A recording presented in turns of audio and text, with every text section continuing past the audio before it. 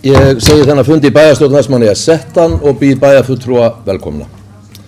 Þessi fundur er númer 1592 í röðinni og fer fram hér í fundasal Ráðhússins 5. 23. febrúar 2023 og hefst klukkan 17.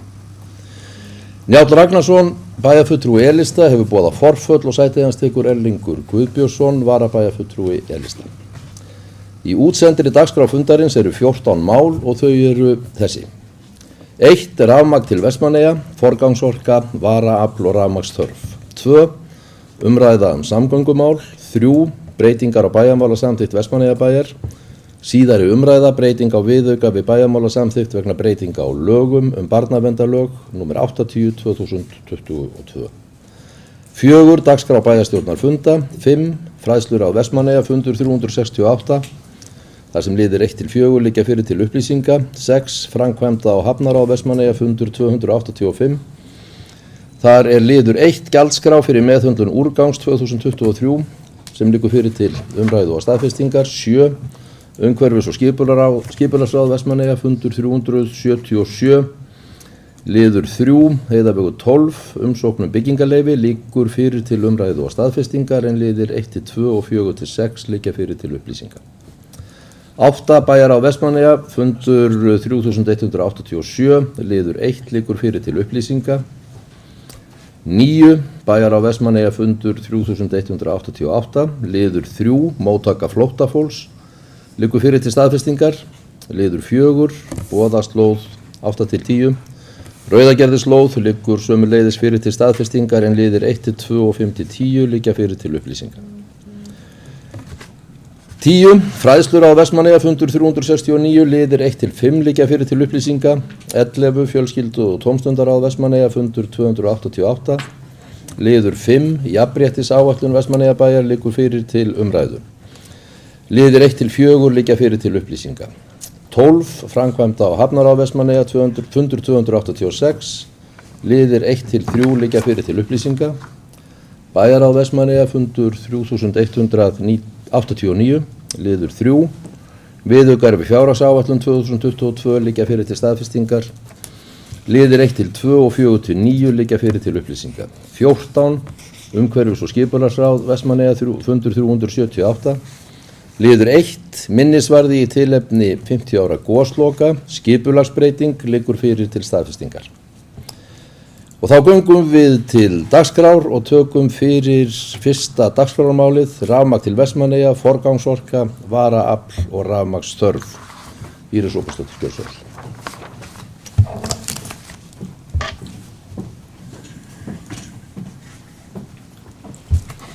Forseti, þann 30. janúar síðastliðinn varð bilun í FM3 sem er Vestmannaeyjastrengur 3. Og það kemur í ljós 31. janúar að bilunin er út í sjó og svo nokkru dögum seinna hún væri kílómetr út í sjó og ekki hægt að gera við með auðveldum hætti. Við sem sitjum hér í bæjarstjórn höfum margoft bent á áhættunni sem felst í því að hér var einn raunverulegur strengur og lítið varaafl. Og ég segi raunverulegur strengur að því FM1 sem hefur verið notað sem hluti af varaaflinu beru þetta bara mjög lítið og er bara rétt rúmlega 60. En ég ætla ekki að fara nánar út í það hvað við höfum verið og hvernig við höfum verið að vara við og benda á því að við þurfum náttúrulega bara að vinna úr stöðunni eins og hún er í dag. Og hlutverk okkar bæjarfulltrúanna hefur verið að halda þeim sem valdið hafa við efnið. Samtöl við ráðherra, orkumálastjóra og þingmenn vegna málsins hafa verið fjölmörg, einnig hafa verið mikil samskipti og fundir með Landsneti og HS Veitum. Einnig hefur almannavarnanefnd fundað ort málið og meðal annars með framkvæmdastjórn HS Veitna. Landsnet ber lagalega ábyrgð á að tryggja hér forgangsorku sem er samkvæmt HS Veitum og Landsneti 12 megavött. Og með varaafli, ef að flutningskerfi bilar og HS Veit með varaafli, þeir ber að tryggja þetta með varaaflinu að flutningskerfið beri þó þessi 12 megavött en HS Veitur ber ábyrgð að dreifa það hér innanbær. Orkuþörfin hér er mun meiri og er að lágmarki í kringum 30 megavött á þessum tíma í tengslu við vertíðina. Tilraunir hafa verið gerðar að nýta fasa úr FM2 sem var nú afskrifaður fyrir ansi mörgum árum og Vafem-3 og setja þá saman á 11 kV spennu sem getur flutt fyrir okkur þá 6 megavött í gegnum þennan svo kallaða Vafem-23 en í gegnum Vafem-1 sem rúmlega 60 eins og áður sagði fáið svona 7,5 megavött. Og þetta þá það sem við erum að fá frá landi núna sem á nokkurn veginn að geta coverað hæstu afltoppana hjá okkur sem þessi 12 megavött. En það eru líka varaaflsvélar hér til staðar frá Landsneti og frá HS Veitum. Við erum með 5 vélar frá Landsneti og HS Veitur eru með samning upp á 5 megavött en það einhverja bilanir þannig að það sé ekki kringum 4 megavött þar. Þannig svona þegar þetta keyrt svona nokkuð eðlilega þá erum við að tala 10 megavött til að bakka þetta upp og það staðan núna. Okkur hefur því verið sagt að kerfið eigi að geta ráðið við loðnuvertíð. En það auðvitað ekkert samfélag sem getur búið við þessa skertu orku í langan tíma og þetta hefur áhrif á okkur öll. En ýmislegt hefur verið í gangi til að þoka málum í þá átt sem nauðsynlegt til að fá bót fyrir okkar samfélag. Guðlaugur Þór Þórðarson, orku- og umhverfisráðherra kom til Vestmannaeyja núna síðastliðinn þriðjudag og átti fund með hagsmunaaðilum og bæjarstjórn þá grafalvarlegu stöðu sem í raforkumálum hér. Kom meðal annars fram á þeim fundi að hann hefur áhyggjur af stöðunni eins og við og hefur upplýst ríkisstjórn stöðuna með minnisblaði oftar en einu sinni. Jafnframt kom fram í máli hans ósk að settu verði á laggir sérstakur vinnuhópur rafmagnsmál sem hefur það hlutverk að kortleggja þörfina en auðvitað sem snýr svolítið að framtíðar stöðunni. Hvernig ætlum við að sjá þetta inn í framtíðina, bæði með orkuskiptunum og annað. En þannig þetta eiginlega svona, við erum að glíma við tvö. Við erum að glíma við stöðuna eins og hún í dag og við erum að glíma við hvernig við viljum sjá framtíðina. En samskoma vinnuhópur og hann lagði til hefur verið settir á stað á fót víðar land og þeir hafa skilað skýrslum ástand rafmagns- og umhverfismála í þeim sveitafélögum sem þeir hafa verið. En jafnframt komu líka þennan sama dag Guðmundur Ingi Ásmundsson, forstjóri Landsnets og Páll Erland, forstjóri HS Veitna og áttu þeir fund með hagaðilum, bæjarstjórn, bæjaráðu, embættismönnum Vestmannaeyjabæjar og svo eins og áður sagði átti framkvæmdastjórn HS Veitna líka fund með almannavarnanefnd. Auk þess gerðu þeir grein fyrir stöðuna á íbúafundi sem haldið var síðan þennan sama dag í Eldheimum. Forstjórarnir 2 deildu þeim áhyggjum með okkur að staða afhendingar raforku væri ekki góðum málum í Vestmannaeyjum og tóku undir báðir og lýstu nauðsyn þess að leggja nýjan streng til Vestmannaeyja. Jafnframt kom fram í máli Guðmundar sem forstjóri Landsnet að hvað hann hygðist gera til að flýta framkvæmd við lagningu nýs sæstrengs og hefja viðgerðir á þeim sem fyrir eru leið og færi gest, það með sjólag og verði hagstætt og við vitum sem búum hér að það mikil bjartsýni áætla að það verði fyrir í sumar þar sem hægt verið að laga þennan sæstreng. En ég hef sagt frá því áður og gerði það meðal annars á þessum fundi að það algjörlega nauðsynlegt og við höfum verið sammála það, bæjarfulltrúarnir, að það sé nauðsynlegt að kanna lagningu 2 nýja sæstrengja. Ekki bara að leggja Vafem-4, heldur að skoða líka hvað þarf til og hvort að það sé ekki nauðsynlegt að hefja undirbúning á Vafem-5 líka. Því það algjörlega ljóst að Vafem-3 hefur ekki reynst eins og lagt var upp með og það kom nú fram á íbúafundunum að við tölum að hann sé 10 ára gamall en hann hefur auðvitað bilað tvisvar á 6 árum. Leið og var sett á hann fullt afl 3 dögum seinna að þá dettur hann út og svo dettur hann aftur út 6 árum seinna. Það reyndar ekki komið í ljós hvers slags bilunin en það eru allavega, við höfum miklar áhyggjur af því að þetta sé kannski eitthvað í strengnum sjálfum. En verkefnið því tvíþætt hjá Landsneti, í fyrsta lagi að tryggja næga raforku fyrir þá raforkunotkun sem framundan nú á loðnuvertíðinni og auðvitað líka að horfa til þess að það eru auðvitað fleiri notendur raforku í Vestmannaeyjum heldur en forgangsnotendur. Og það gerir engin ráð fyrir því að allt í einu fáir þú bara ekki, þó þessi skerðalegt rafmagn, að þú fáir bara enga orku í marga mánuði. Þetta bara ekkert eðlilegt og við erum meðal annars að ræða Herjólf. Það ekki þetta að bjóða okkur upp á það, við erum eini staður á landinu sem býr við þetta. Ef eitthvað bilar þá getum við búið við 5 mánaða, hvað ég var að segja, afhendingar óöryggi, sem náttúrulega ekki boðlegt. Og í öðru lagi að tryggja öruggar flutningsleiðir sæsteg með hringtengingu eins og lög gerir ráð fyrir. og það þessi svokallaða N-1 tenging sem við erum klárlega ekki með hér í Eyjum. Þeir í rauninni bara ein leið til að tryggja okkur, en það á að fara í Reykjavíkurlínu núna í ár. Við komum henni framar inn í framkvæmdaáætlun Landsnets, og þá verða komna 2 leiðir, sú lína fyrir jörð, en það nóg eftir og við þurfum að hugsa til framtíðar og við verðum alltaf að vera á varðbergi og minna á, en það alveg ótrúlegt að við séum alltaf í því í rauninni að slökkva elda heldur en að byggja upp til framtíðar, og þetta ávitt ekki bara við kerfið hér. En svo það sé sagt líka, þá eru jákvæð samtöl, þeir hafa, hvað ég var að segja, við erum allavega öll á sömu blaðsíðu þegar við ræðum þessum mál núna. Það hefur ekki alltaf verið þannig varðandi Landsnet, en ég held allir gerir sér grein fyrir stöðunni, en við þurfum klárlega, fljótlega, mjög fljótlega að fá svör það hvað ætla að gera varðandi lagningu sæstrengs og hvort það verður ekki örugglega kannað að þeir verði 2.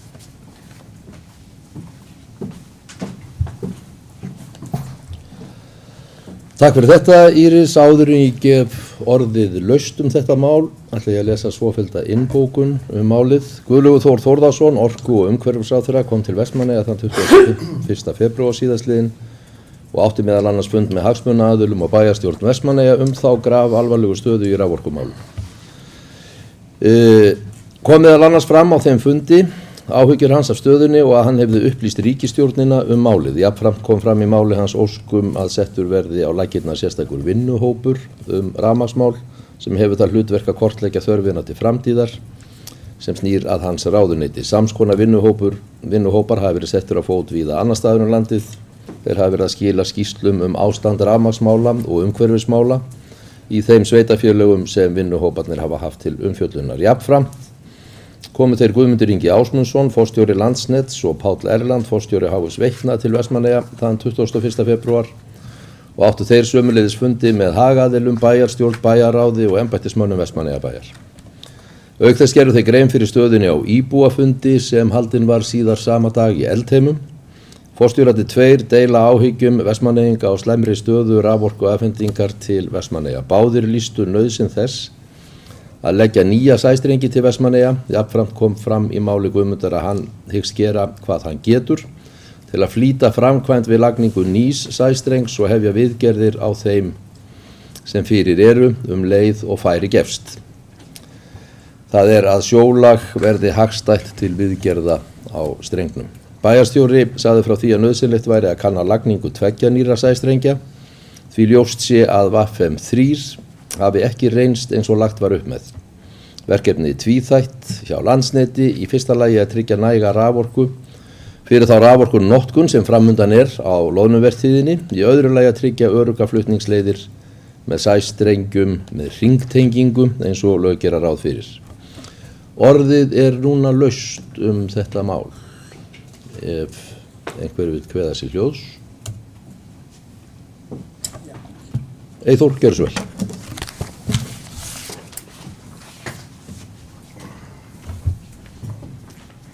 Forseti góðir bæjarfulltrúar. Það svo sem í rauninni allt komið fram í þessu spjalli og yfirferð hjá bæjarstjóra Írisi Róbertsdóttur.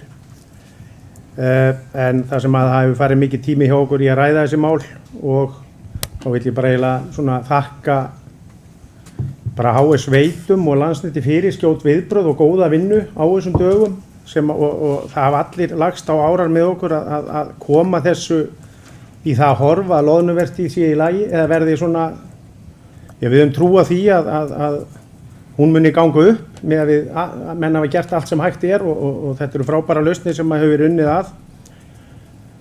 Og þegar að sú vertíð verður búin þá verður mikill spennu af okkur létt og þá bara vinnan sem að þeir lofa okkur að fara í að gera við VAFM 3, leggja VAFM 4. VAFM 3 þetta stórt spurningamerki þar sem að mönnum nú svona, hægt að treysta þeim streng til framtíðar eða ekki. Það er voðalega erfitt að segja já við því þegar hann búinn að bíla núna tvisvarsinnum með nokkur ára millibili. En það á eftir að koma í ljós og Landsnet við höfum að treysta Landsnet fyrir því. En það sem jákvætt í þessu að við erum farin að tala VAFM 5. og það sennilega verður það sem að þá verða rafmagnsmálin komin í lag í Vestmannaeyjum að okkar mati þegar við erum komin með 2 strengi sem við treystum fullkomlega því að menn tala um 50 megavött aðra leiðina og þá erum við með forgangsorku upp á 50 megavött. Við getum ekki heimtað svo sem flutningsnet fyrir skerðanlega orku en það þarf allavega að bera sem sagt forgangsorkuna og varaleiðin sé þá fyrir forgangsorkuna ef að önnur bilar og þannig virkar þetta rafmagns sem sagt upplegg hjá flutningsaðilum. Það sem að er ánægjulegt líka er að flutningskerfið upp á landi eins og þessu hefur verið lýst fyrir okkur og er staðreynd að netið aðkoman fyrir flutningur á rafmagni til Vestmannaeyja hefur stórlagast síðustu 5 árin og sérstaklega þá núna með tilkomu Lækjatúns og streng sem verður lagður frá Hellu hérna til Rimakots næsta sumar. Þá eru margar þessar truflanir sem hafa verið undanfarin ár heyra sögunni til og það má segja að sæstrengurinn var yfirleitt aldrei neitt vandamál. Þetta voru rafmagnstruflanir upp á landi í strengjum þar og í netkerfinu þar. Það er sem sagt stórar framfarir og í rauninni afhending og öryggi bara stór bætt fyrir okkur Eyjamenn í gegnum það. Og bara ánægjulegt frábær fundir með öllum þessum aðilum sem eru í stjórnkerfinu hérna á síðasta þriðjudag. Það sem að við fáum alla hérna í heimsókn á þriðjudögum, það sem að það er eini dagurinn sem að er flug fram og tilbaka. Þannig að það er fundadagurinn hjá okkur með fólki úr borginni. En þar lofa menn hjá Landsneti uppbyggingu í takt við okkar atvinnuuppbyggingu og ef að við erum að stofna atvinnurekstur sem að vill verða áskrifandi að forgangsorku þá munum við byggja upp í takt við það en þeir fara ekki lengra en fyrirtæki vilja verða áskrift eða hvað áskrift menn vilja fá að netinu. Það er ekki að byggja þetta upp fyrir okkur á skerðanlegri orku og það er bara skiljanlegt og er þannig allt land. En eins og ég segi, við krossum fingur og vonum að loðnuvertíðin klárist með öllum þessu uppsetta afli sem er búið að setja upp núna. Ef að það heppnast þá getum við brosað yfir rafmagnsmálunum. Takk fyrir.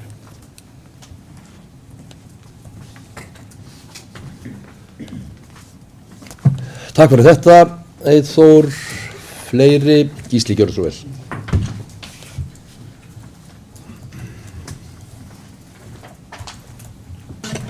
Já, forseti, kæru bæjarfulltrúar, ég tek undir það sem hefur komið hér fram, þetta samtal sem við áttum hérna með ráðherra og Háskólaveitum og Landsneti hér í vikunni var stórgott og maður hugsa sig orðið núna til þessar eins og ég þó kom inn á áðan hérna með flugið að maður passar að það setja ekki mikið í dagbókinu á þriðjudögum eða einhverju vilja koma og það er frábært einmitt að ná þessu góða samtali en þetta sýndi og kendi mér að það er tvennt sem við höfum hér í Eyjum, það er annars vegar höfum við veikt kerfi en við höfum líka gríðarlega meðvitund hversu veikt kerfi er. Það sást á íbúafundinum sem var daginn að ekki aðeins hagsmunaaðilar heldur líka bara einstaklingar sem eru að kaupa orku bara eins og venjulegt fólk hér inn á heimili sín. Það er áttar sig á aðstöðunni sem við erum í og mér þykir það mjög gott að ef að fólk er vel upplýst þessa hluti og það er náttúrulega eins og hefur komið fram hérna áðan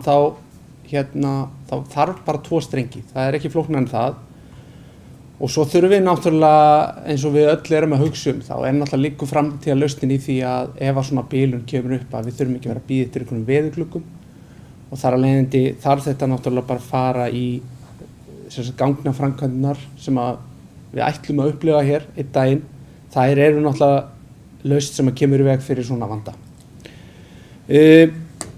En það sem að kemur líka út úr þessu samtali við ráðherra og Landsnet og Háskólaveitur er það að kerfið alls staðar er veikt og það er alveg ljóst að þessi skuldbinding sem að stjórnvöld hafa sett sér að fara í það að í þessi orkuskipti, það er gríðarleg skuldbinding því að það er ekki aðeins það að það þurfa að virkja meira heldur líka það að það þarf að byggja upp netið gríðarlega en leið vil ég benda á það að ég er ánægður með það sem að stendur til að gera, það er að segja að bæta við Það mun verða á næstu árum bætt netið hjá okkur gríðarlega ef áætlun Landsnets ganga eftir og ég fagna því.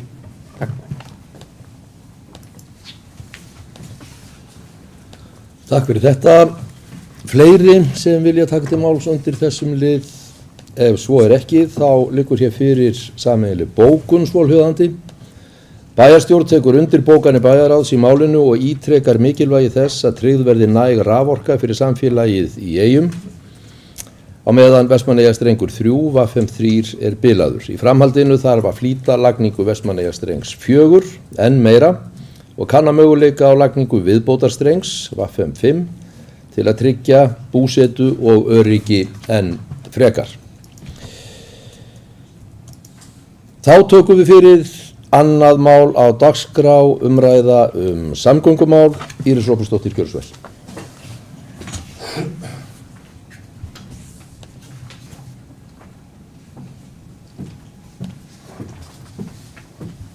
Forseti.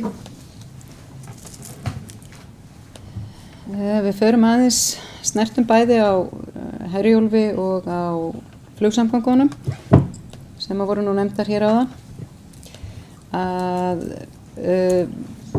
Hörður Orri Grettisson, framkvæmdastjóri Herjóls, hann kom nýverið á fund bæjarráðs og fór að svona aðeins yfir starfsemi félagsins og fjárhagsstöðu og fleira og þar kom aftur það sem tengist málinu hérna á undan að þá kom líka fram þessi áhyggjur sem þeir Herjólsmenn hafa af þessari rafmagnsbílun sem hefur töluvert miklar, hvað ég var að segja, töluvert mikil áhrif á reksturinn vegna þess að það kostar gott meira bæði að sigla í Þorlákshöfn og að sigla náttúrulega á olíu og það að þurfa að sigla á olíu í Landeyjahöfn er auðvitað grátlegt en reyndar það var ástæða fyrir því ekki verið hægt að hlaða í Landeyjahöfn var að það var verið að nota spennin til að prófa þessa spennusetja VF23 sem ég nefndi hérna áðan en nú getur Herjólfur hlaðið í Landeyjahöfn en hann getur ekki ennþá hlaðið hér og það hefur áhrif og það eru áhyggjur sem þeir hafa. En undanfarna daga höfum við verið að sigla náttúrulega eftir flóðatöflu en við höfum verið að fara aðeins í Landeyjahöfn sem skiptir okkur náttúrulega öllu máli og er náttúrulega alltaf mikil samgöngubót fyrir okkur þegar við getum nýtt þessa blessuðu höfn sem er auðvitað ekki, við þreytumst ekki á það að segja það, er ekki höfnin sem okkur var lofað en við erum alltaf glöð þegar hún er opin og erum jákvæð og það er náttúrulega verið að dýpka hana og staðan í höfninni hún var svona, allt í lagi, það er verið að dýpka, það er ekkert búið að vera rosalega mikill friður en þeir eru nú ekki að dýpka í augnablikinu en það skilst mér að segja einferð í dag sem að vera að sigla á háflóði en það er aðeins svo mikil hreyfing fyrir þá en þetta mjakast og vonandi bara með næsta veðurglugga klárast það að það verður að sigla aðeins við séum háð flóð og fjöru en svo er líka aðeins inn í höfninni, þetta er svolítið fyndið, núna í þessari 3 vikna brælu sem við fengum að búið að taka dýftakortið þarna og taka mælinguna og fjölgeislamælinum og þá var svona hrúa við eystri hafnagarðin, ytrigarðin, austamein var hrúa. Eftir bræluna var hrúan komin vestanmein en þá var komin smá hrúa við eystrigarðin inn í höfninni. Þannig að það þarf líka að hreinsa höfnina töluvert inni og það er alveg verkefni framundan og það er alltaf smá erfitt að byrja að því þá er svolítið grunnt og þeir eru hrættir skipið þegar það er búið að setja í sig sand þá ristir það meir en Herjólfur en þetta bara svona gengur ágætlega. Ég hefði náttúrulega, því ég er óþolum og týpa, vilja segja að þetta ganga svolítið hraðar en það var ágætt hljóð í framkvæmdastjóra Herjóls sem ég heyrði í dag og eins og ég segi í vegagerðinni líka en við erum öll á því að við vildum að þetta gengi hraðar en vonandi bara klárast þetta í næsta veðurglugga og við getum farið að sigla ekki eftir flóð og fjöru heldur bara sigla full áætlun. En varðandi flugsamgöngurnar að þá erum við hérna eins og fram hefur komið með þetta þriðjudagsflug og það sem er morgunflug og síðdegisflug og það er ekkert grín með þetta að þegar við erum óska eftir því einhver koma að heimsækja okkur, ráðherrar eða embættismenn eða stjórnir eða eitthvað að í 95% tilvika er allir rosalausir á þriðjudögum og það kannski, maður skilur það alveg en þetta sýnir það hversu mikilvægt er að þessar samgöngur séu hjá okkur og það hefur verið bara ágætis nýting á fluginu, líka á föstudögum, reyndar hafa þeir núna í febrúar, ég heldur hafa þeir flugu síðasta föstudagan, þeir voru að lenda í því að minnstakosti þeir hafa 2 eða 3 föstudagar hafa dottið út, það voru náttúrulega kolvillust veður á tímabili, en samkvæmt upplýsingum frá Erni að þá sætanýtingin, hún góð og hún góð upp í 70%, en það helst alltaf í hendur við Þorlákshöfn. Við erum búin að vera að sigla meira í Þorlákshöfn og þá poppast sætanýtingin upp. En það ljóst að það ekki bara þeir sem að koma hérna að hitta okkur úr Reykjavík. Við erum líka að nýta þetta í læknisferðir og í svona dagsferðir til Reykjavíkur og það ekkert allir sem geta farið í gegnum Þorlákshöfn með bara yfir vetrartíman og heldur ekki í Landeyjahöfn. Þannig að við erum allavega bara ána með þetta. Þessi samningur til 31. mars og okkur bara sagt að sé að vera að vinna í útboðinu, en það sem við þurfum að fylgja eftir hérna, kjörnir fulltrúar hér, að ef þetta á að ganga upp að vera byrja að fljúga í haust, eins og búið í að við okkur og búið að segja, þó því sé haldið fram það sé ekki búið að tryggja fjármagnið, en það farið í vinnuna, þá það okkar vinna að tryggja þetta fjármagn, að við fáum þetta inn í fjárlögunum. Þetta komið inn í fjármálaáætlun, en þetta ekki fjárlögum fyrir árið 2023, en það auðvitað alltaf viðauki. Þannig við þurfum að tryggja þessu þar inn, en þetta þarf að fara í ferli núna í mars, að því annars næst þetta ekki fyrir haustið. Þetta tekur 6 mánuði, það það sem við fengum þegar við fengum hérna hann Sigurð Inga, innviðaráðherra, inn í bæjarráð til okkar á fund, eða bæjarráð var að funda með þeim, að þá allt í einu var þetta orðið of skammur tími til þess að taka þennan vetur, þannig það okkar að fylgja því eftir að núna í mars að við ýtum við okkar fólki allstaðar og tryggjum það að þetta fari í þetta útboð í mars, þannig að hér verði hægt að hefja ríkisstyrkt flug strax í haust.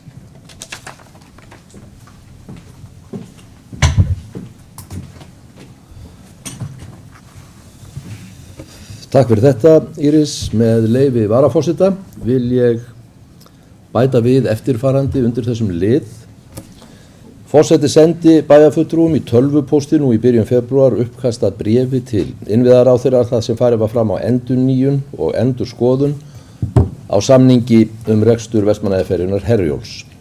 Að fengnu samþykki allra bæjarfulltrúa sendi forseti bréfi til innviðaráðherra og í framhald af því, eða 8. febrúar síðastliðinn, fékk bæjarstjóri póst frá Ólafi K. Hjörleifssyni, skrifstofustjóra í ráðuneytinu þar sem óskað var eftir samantekt á reynslu okkar af gildandi samningi og upplýsingum hverjar yrðu helstu áherslur okkar við endurnýjun á samningnum ef til kæmi. Nú unnið að slíkri samantekt. Forseti mun svo leggja fram hér á eftir tillögu varðandi þetta mál áður en umræðunni lýkur. En áður en ekki hef orðið laust þetta les ég svofellda innbókun, samgöngur á sjó. Bæjarstjóri sagði meðal annars frá því að Hörður Orri Grettisson, framkvæmdastjóri Herjólfs OHF, hefði komið á fund bæjarráðs og gert grein fyrir starfsemi félagsins, meðal annars fjárhagsstöðu og áhrifum af takmarkari raforku og afhendingu í Vestmannaeyjum. Eftir að bílum kom upp í sæstreng til Vestmannaeyja hefur Herjólfur ekki fengið heimild til að hraða rafmagni á skipið og því þurfti að sigla á olíu til Landeyjahafnar. Undanfarna daga hefur Herjólfur verið að sigla til Landeyjahafnar sem mikil samgöngubót fyrir farþegaferjurnar og þar getur skipið hlaðið sig með rafmagni.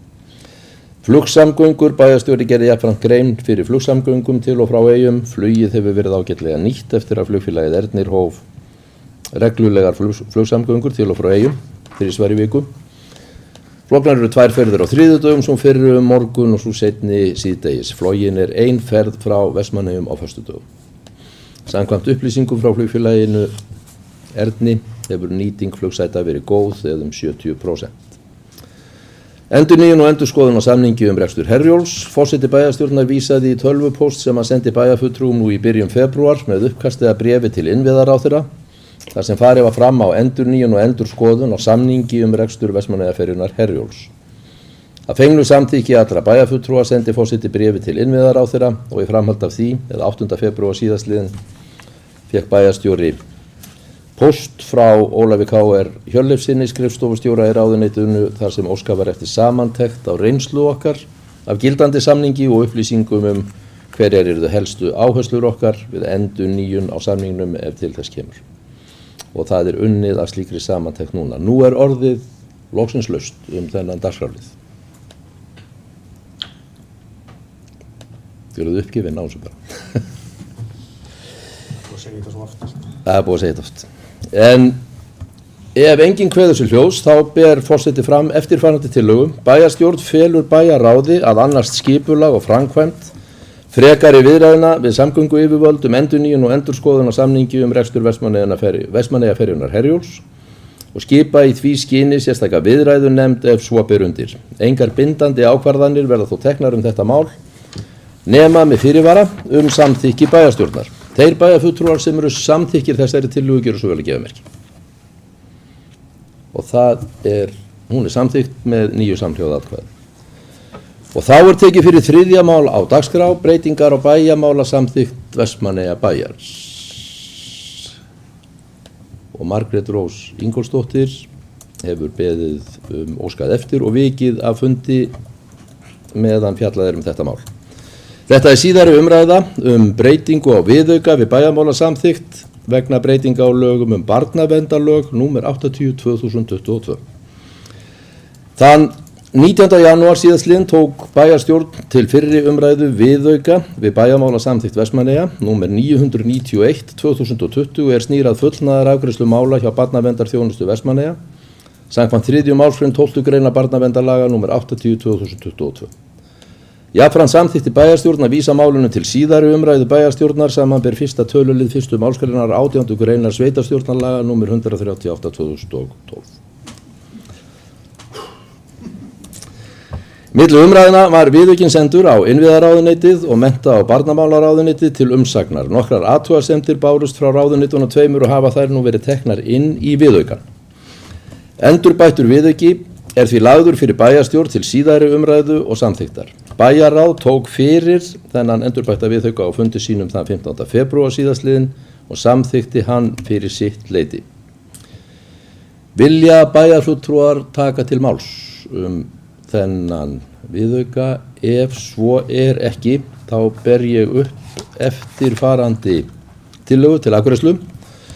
Bæjarstjórn samþykkir að bæta við sérstökum viðauka 5 og breyta 3. grein viðauka 4 til samræmis við tillögu sem lögð var fyrir bæjarstjórn nýjan viðauka og breytingar á orðalagi 3. greinar viðauka 4 hlutverk og umboð fyrir tilgreint starfsfólk barnaverndarnefndar Vestmannaeyjabæjar. Þeir bæjarfulltrúar sem samþykkja fyrrgreinda breytingu gjöru svo vel að gefa merki. Þetta er samþykkt með 9 samhljóða 8 samhljóða atkvæðum afsakið. Og þá tekur Margrét Rós Ingólfsdóttir aftur sæti á fundum. Þá er tekið fyrir 4. mál á dagskrá bæjarstjórnar funda og ég vind mér hér strax í tillögu málið með vísan til tölvupóstsamskipta sem forseti hefur átt við bæjarfulltrúa málið leggur forseti til að næsti bæjarstjórnarfundur sem áður hafði verið ákveðinn 31. mars næstkomandi verði þess í stað haldinn fimmtudaginn 23. mars kl. 17 hér í þessum sal. Einhverju sem vilja tjá sig þetta?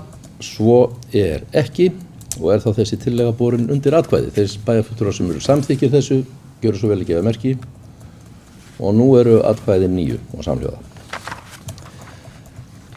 Þá tökum við fyrir 5. mál á dagskrá fræðsluráð Vestmannaeyja fundur 368 þar sem liðir 1-4 liggja fyrir til upplýsinga. 7. dagskrármálið framkvæmda á hafnaráð Vestmannaeyja fundur 285 liður 1 gjaldskrá fyrir meðhöndlun úrgangs 2023 árið 2023 liggur hér fyrir til umræðu og staðfestingar. Orðið er laust ef einhver vill tjá sig, svo er ekki og þá göngum við til atkvæða. Þeir bæjarfulltrúar sem eru samþykkir þessu gjöru svo vel að gefa merki. Þetta er samþykkt með 9 samhljóða atkvæðum. Dagskrárliður 7. Umhverfis- og skipulagsráð Vestmannaeyja fundur 377 liður 3 Heiðavegur 12 umsókn byggingarleyfi liggur fyrir til umræðu og staðfestingar. Orðið er laust þennan lið. Enginn hefur hvatt sér hljóðs og þá göngum við til atkvæðagreiðslu. Þeir bæjarfulltrúar sem eru samþykkir þessu gjöru svo vel að gefa merki. Og þetta er samþykkt með 9 samhljóða atkvæðum. Liðir 1-2 og 4-6 liggja fyrir til upplýsinga. Dagskrárliður 8, bæjarráð Vestmannaeyjafundur 3187, liður 1 liggur fyrir til upplýsinga. 9. dagskrármálið, bæjarráð Vestmannaeyjafundur 3188, liður 3, móttaka flóttafólks, liggur fyrir til staðfestingar, orðið er laust. Enginn kveður sér hljóðs, þá göngum við til atkvæða. Þeir bæjarfulltrúar sem eru samþykkir þessu gjöru svo vel að gefa merki. Samþykkt með 9 samhljóða atkvæði. Liður 4, boðaslóð 8-10, afsakið, Rauðagerðislóð liggur fyrir til staðfestingar, orðið er laust þennan lið. Enginn kveður sér hljóðs og þá göngum við til atkvæða. Þeir bæjarfulltrúar sem eru samþykkir þessu gjöru svo vel að gefa merki. Og það er samþykkt með 9 samhljóða atkvæði. Liðir 1 og 2 og 5-10 liggja fyrir til upplýsinga. Dagskrárliður 10, fræðslur á Vestmannaeyjafundur 369, liðir 1-5 liggja fyrir til upplýsinga. Dagskrárliður 11. Fjölskyldu og tómstundar á Vestmannaeyjafundur 288, liður 5, jafnréttisáætlun Vestmannaeyjabæjar liggur fyrir til umræðu. Hildur Sólveig Sigurðardóttir, gjörðu svo vel.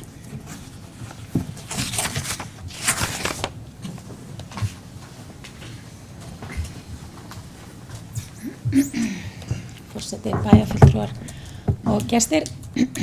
Já, ég kannski með leyfi forseta fæ að lesa svona niðurstöðuna í málinu, þannig að svona kannski að koma aðeins fram hvað það snýst. Þar er bókað að ljóst að skerpa þarf á eftirfylgd framkvæmda áætlunar og virkja hana betur. Jafnréttisáætlun skal endurskoða reglulega og beinir ráðið því til framkvæmdastjóra sviðs að undirbúa hefja þá vinnu samhliða að vinna nýja framkvæmda áætlun.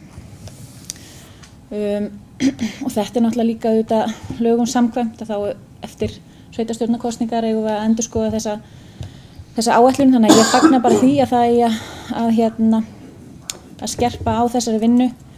Og frá því að síðasta stefnan sem var þá 2019-2023 var samþykkt, þá hefur auðvitað mikið vatn runnið til sjávar, margt gerst og sérstaklega í mitt jafnréttismálum kynjanna. Áætlunin núverandi vísa til dæmis í lög sem eru orðin úreld en sem er frá árinu 2008 og hét þá lög jafna stöðu og jafna rétt kvenna og karla. 7. janúar 2021 tóku þó gildi ný lög jafna stöðu og jafnan rétt kynjana en ekki bara rétt karla og kvenna. Þannig að skilgreiningar kynjana hafa breyst og auðvitað mikilvægt að við sem sveitarfélag séum vel með puttana á púlsinum og séum svona fordæmisgefandi í allri umræðu og stefnumótun. Og í nýju lögunum með leyfi forseta þá kemur fram í almennu ákvæði til dæmis launajafnrétti að konum, körlum og fólki með hlutlausa skráningu kyns í þjóðskrá skulu greidd jöfn laun og njóta sömu kjara fyrir sömu að jafnverðmæt störf. Og eins og ég segi, þá hafa orðið á stuttum tíma mikla breytingar á kynjaumræðu. Og það er auðvitað nauðsynlegt að við bregðumst við og núna höfum við greinilega gott tækifæri til þess að fara yfir það. Og auðvitað bara orðræðan í áætluninu núna er bara auðvitað svona miðar við þessi gömlu lög. Og auðvitað þarf þetta líka bara að vera ekki bara falleg orð á blaði sem allir vilja framfylgja en svo þarf einmitt að framfylgja því. Þannig að það er svona kannski líka væri áhugavert að heyra með hvaða hætti, hvort að það sé einhverjar svona hvort það sé einhver svona plön það hvernig við ætlum að virkja betur að fylgja þessu eftir að því mér fannst mér í lesa það úr bókuninni eins og við svona gætum gert svolítið betur á þessum vettvangi. Jafnlaunavottunin sem er náttúrulega nátengt þessu er náttúrulega bara innifalið í þessu hefur þetta verið risastórt verkefni fyrir sveitarfélag og kostnaðarsamt og það verður kannski líka forvitnilegt að svona heyra hvernig árangurinn af þeirri vegferð hefur verið. Ísland hefur náttúrulega í sögulegu samhengi verið í fremstu röð í heiminum hvað varðar jafnrétti. Við áttum auðvitað eins og allir þekkja fyrsta þjóðkjörna kvenforsetann í mannkynssögunni og hefur Ísland haft mesta jafnrétti kynjana í heiminum samkvæmt World Economic Forum núna 13. árið í röð. Og slíkur stórmerkilegur árangur verður bara ekkert óvart. Heldur þarf auðvitað að setja sér markmið, stefna að þeim og vinna þétt og fast að þeim. Og við sem sveitarfélag eigum auðvitað að vera fyrirmynd fyrir aðrar stofnanir og fyrirtæki í Vestmannaeyjum í þessum málum líkt og öðrum og því er mikilvægt að við sinnum þessum málaflokki af mikilli alúð og því ég ánægð með að ráðið ætla að skerpa á málunum líkt og auðvitað lög kveða á að við gerum reglulega. Takk.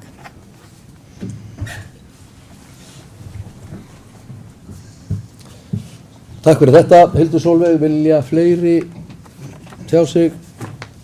Helga Jóhanna Björnsson.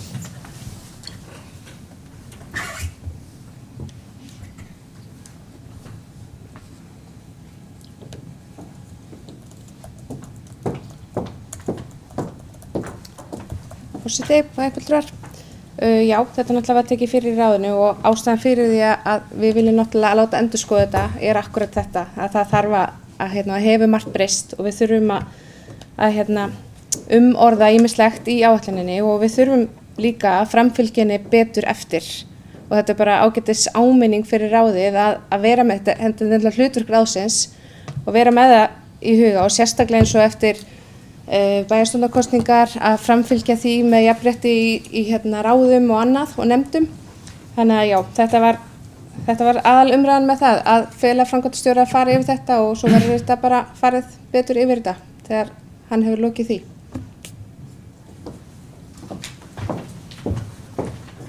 Takk fyrir þetta. Vilja fleiri tjá sig þetta? Íris Róbertsdóttir og Gísli. Forseti, ég tók það allan að til mín og verið að beina til mín varðandi jafnlaunastefnu og það er jafnlaunaáætlun og ýmislegt og það er hárrétt hjá bæjarfulltrúanum að þetta kostar sveitarfélögin gríðarlega mikið. Það hafa verið umræður það hvort að þetta sé að skila því sem þetta átt að skila en það er mjög stífur rammi á vinnunni í kringum þessa jafnlaunavottun þar sem að við erum náttúrulega komin með og við erum innan þeirra markmiða sem við setjum okkur en við erum með þannig kerfi að við erum með ýmsa það sem er kallað útlagar, við erum með samninga ákveðina þætti sem tengjast yfirvinnu og annað og inn á ákveðnum stofnunum sem erfitt er að breyta í dag sem eru áratuga gamlir og það er þetta jafnlaunavottunin fær okkur til að skoða allt svona, skoða allt hlunnindi, gera hlunnindatöflu og ýmislegt og stjórnendur eru í bara Eydís mannauðsstjóri heldur mjög vel utan þetta og við erum reglulega í vinnu út af þessu. Við höfum 3 sinnum farið í launagreiningu og erum að fara í þriðja skiptið í greininguna. Við erum að fara í annað skiptið í úttekt núna sem fer þá í gegnum það hvernig við erum að standa okkur.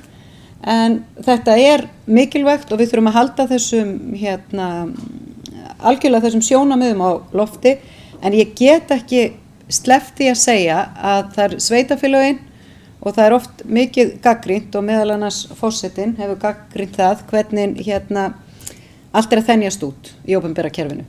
En ég verð bara að segja það á þessum 4,5 ári sem ég hef verið bæjarstjóri, þá eru gríðarlegar kröfur að koma akkurat frá Austurvelli á sveitarfélögin og það eru takmörk fyrir því hvernig er hægt að bæta á starfsfólk endalausum verkefnum. Við erum með stór verkefni varðandi farsældarlögin og annað og nú fylgir þeim fjármagn.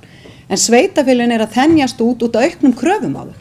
Verkefnum sem við eigum að skila, sem við eigum að sinna og þetta er til dæmis eitt af þeim. Persónuverndarlögin er annað. Við reyndar réðum ekki starfsmenn en við þurfum að kaupa þjónustu. Þannig að ég held að við ættum svona í sameiningu við sem erum í pólitík að hugsa þurfum við allt þetta sem er í gangi. En margt af því er gott og nauðsynlegt en kannski ekki alveg allt sem verið að setja á sveitarfélögin og alla skýrslurnar og allt ótið sem við eigum að skila. Ég er ekki viss um að það séu alla lesnar, bara svo það sé sagt. En allavega þá er þetta á góðri leið og Eydís og Angantýr, framkvæmdastjóri stjórnsýslu og fjármálasviðs, þau eru halda utan þetta, annað svona utan daglega svona eftirfylgni svona sem er mannauðsstjórinn okkar en Angantýr sem er yfir sviðinu, hann er ábyrgðarmaður kerfisins, bara svo því sem kom fram. Takk fyrir þetta, Íris Róbertsdóttir, Gísli Stefánsson, gjörðu svo vel.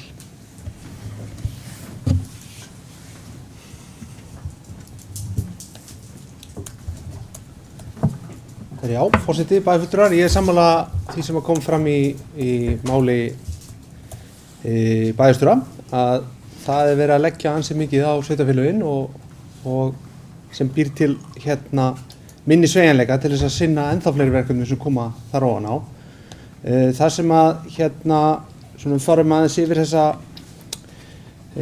hvað stendur í þessari jafnréttisáætlun svona frekar á einfaldan máta þá, og svo hvernig mér kannski leið þegar við vorum að vinna þetta fyrst hérna þegar ég satt fyrst í fjölskyldu- og tómstundaráði hér fyrir 4 mánuðum síðan þegar ég var að byrja að vinna þetta, ég fekk svipaða tilfinningu þá og ég fekk núna þegar við vorum að gera þetta, að ég var ekki alveg viss um að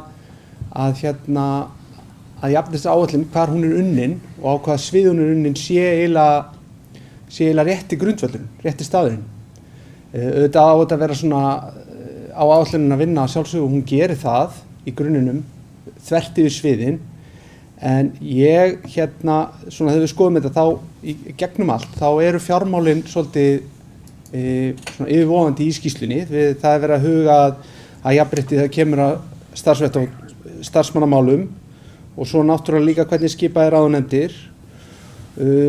Svo kemur þarna inn þessi jafningjafræðsla, eða jafnréttisfræðsla réttar sagt, afsakið, og þar ætti náttúrulega kannski fræðsluráð að koma líka sterkt inn. En ég hefði haldið að þetta ætti heima ef til vill og það mætti kannski bara verða eitthvað smá umræða það hvort að bæjarráð og þá mannestjóri væri kannski meira í að vinna þetta heldur en fjölskyldufræðslusvið. Þó að fjölskyldufræðslusvið ætti svo sannlega að koma inn að þessu. Og mér þetta bara gaman að heyra hvað fólki hér finnst það. Takk.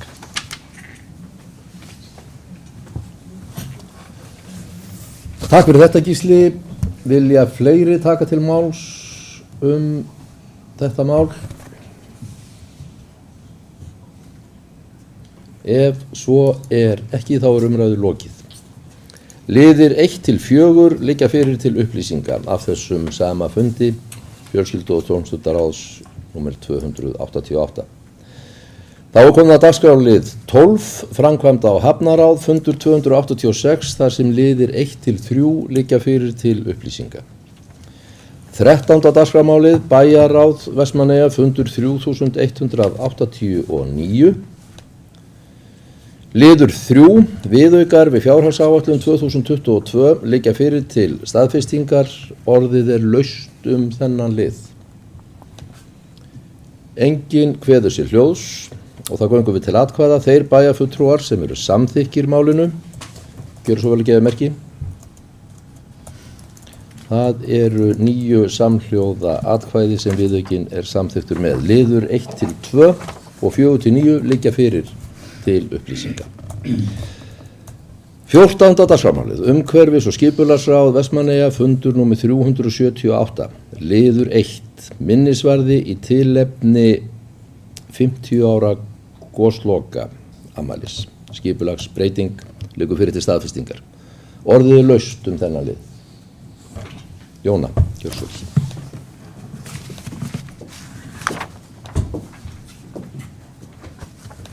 Forseti. Hér að ræða samþykki fyrir að setja í auglýsingu bæði tillögu að nýju deiliskipulagi fyrir Eldfell og tillögu að breytingu á gildandi aðalskipulagi.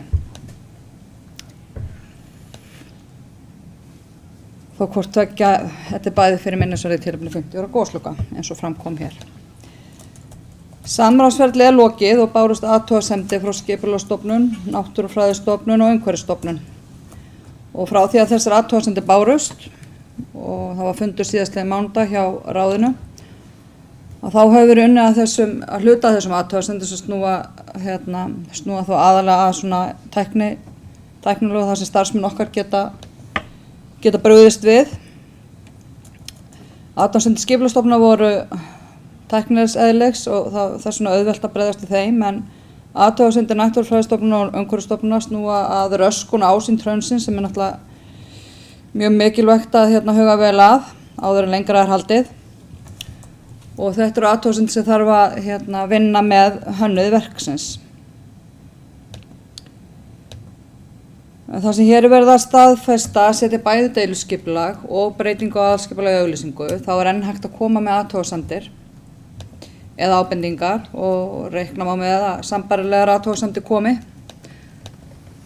á þessum tíma. En það eru athugasemdir sem nú þegar eru komnar og snúa að hönnuninni, en það hefur verið að vinna í því og vinnst bara áfram á auglýsingatímanum. Þannig að þó að það komi inn nýjar athugasemdir á auglýsingatíman þá erum við að vinna í þessu, eða starfsmenn og hönnuðurinn.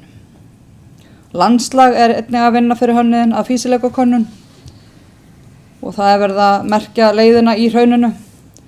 Þannig að þetta hefur verið svolítið brýnt verkefni að koma áfram, þannig að það sé hægt kannski mögulega hafa eitthvað til sýnis í sumar á hátíðinni. En ráðið lagði semst fyrir starfsmenn sviðsins að vinna málið áfram með hönnuði í samræmi við þær athugasemdir sem bárust, svo hægt sé að halda áfram með verkefnið. En það er semst þessi tími sem við höfum núna, hann er svo sem, þetta eru 6 vikur, þetta fer núna þegar við erum búin að samþykkja til skipulagsstofnunar til yfirferðar og síðan er þetta auglýsingu í 6 vikur, og þá kemur svona í ljós hvort að fleiri athugasemdir koma. Og þetta eru svona þær athugasemdir sem við kannski hefum mestar áhyggjur af, ég held að aðrar séu svona auðveldari í viðeign ef að fleiri athugasemdir koma. Takk fyrir, ég vildi bara upplýsa ykkur um þetta.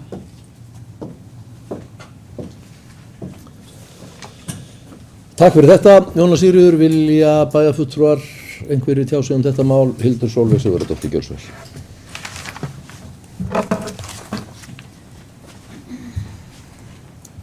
Forseti, bæjarfulltrúar, gestir, já, ég vildi bara nýta tækifærið og þakka fyrir bara góðan upplýsingafund. Ég óskaði eftir upplýsingafundi varðandi minnisvarðan á síðasta bæjarstundumfundi og það var orðið við því og ég vildi bara fá nýta tækifærið og þakka fyrir hann. Takk.